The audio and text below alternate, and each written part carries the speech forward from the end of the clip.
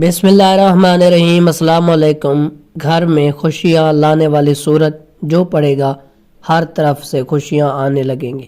اس دنیا میں ہر انسان یہ چاہتا ہے کہ اس کی زندگی خوشیوں سے بھری رہے، اس لیے امیر سے لے کر غریب تک ہر کوئی خوش حاصل کرنے کی جستجو میں اور زندگی کی مشکلات سے چھٹکارا پانے کے لیے رات دن کوششیں کرتا رہتے ہیں، لیکن بہت کم ہی ایسے لوگ ہیں جو خوشی حاصل کر پاتے ہیں۔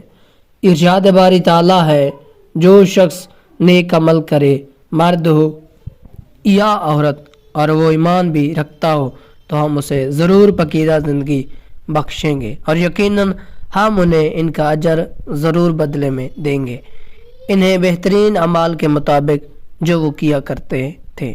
اس آیات کریم سے یہ نقطہ بالکل صاف ہو گیا ہے کہ اس دنیا میں اگر کسی کو اطمینان بخش، پکیزہ اور خوش والی زندگی چاہیے تو اس کو دو شرطیں پوری کرنی ہوں گی۔ ایک یہ کہ وہ اپنے آپ کو ایمان کے نور سے منور کر لے، اور دوسری یہ کہ اچھے اور نیک کاموں سے اپنے ایمان کو مضبوطی فراہم کریں۔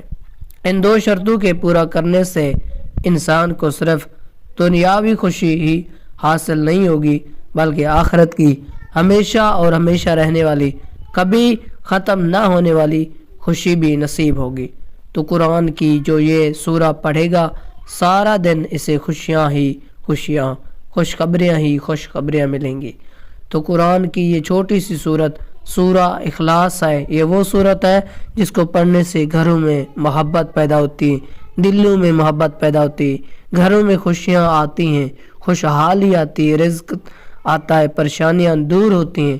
جو شخص صبح بات چیت کرنے سے پہلے 10 مرتبہ سورہ اخلاص پڑھتا ہے وہ سارا دن ہر آنے والے نقصانات سے بچا رہتا ہے اور خوشیاں اس کا مقدر بن جاتی ہیں۔